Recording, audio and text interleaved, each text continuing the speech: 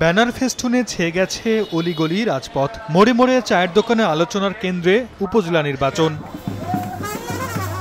তীব্র গরম উপেক্ষা করেই ভোটারদের বাড়ি ছুটছেন প্রার্থীরা। চূড়ান্ত লড়াইয়ের বেশি দিন বাকি নেই, তাই তো একটুও সময় নষ্ট করতে চান না তারা। ভোট প্রার্থনায় কর্মী সমর্থকদের সঙ্গে নিয়ে পাড়া মহল্লা ও হাটবাজারে পদচারণা প্রার্থীদের। নিত্য নতুন কৌশল আর প্রতিশ্রুতিতে ভোটারদের সমর্থন আদায়ের চেষ্টা করছেন তারা। নাগরিকদের দিচ্ছেন উন্নয়নের নানা প্রতিশ্রুতি। সদর উপজেলার সম্মানিত সর্বস্তর ভোটার ইনশাআল্লাহ আমার প্রতি আস্থা রাখবে এবং ভোট দেবে। আমি শতভাগ আশাবাদী অবাধ এবং সুষ্ঠু একটি নির্বাচন হবে। নির্বাচনের মূল হিসাব নিকেশ ভোটারদের কাছে, ভেবেচিন্তেই যোগ্য প্রার্থীকে বেছে নিতে চান তারা।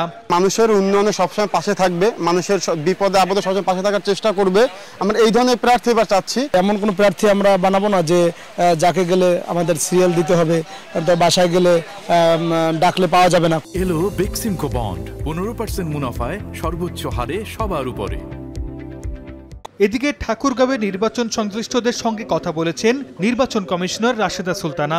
এ সময় তিনি উপজেলা নির্বাচন সফল করতে নির্বাচন সংশ্লিষ্টদের পাশাপাশি জনপ্রতিনিধিদের সহযোগিতার আহ্বান জানান। প্রতিদ্বন্দ্বিতা যেরকম দরকার, ঠিক ভোটারদের উপস্থিতি, ভোটারদের আনা, তাদের ভোটাধিকারটা প্রয়োগ করার পরিবেশ দেওয়া, এটাও কিন্তু অত্যন্ত জরুরি এবং এটা আপনাদের সবার সহযোগিতা ছাড়া কিন্তু নির্বাচন কমিশন একা পারবে না। আগামী ৮ মে ১৫২টি উপজেলা পরিষদ নির্বাচনে ব্যালট ও ইভিএমে অনুষ্ঠিত হবে ভোট। সরদার মোহাম্মদ আরিফ, সময় সংবাদ।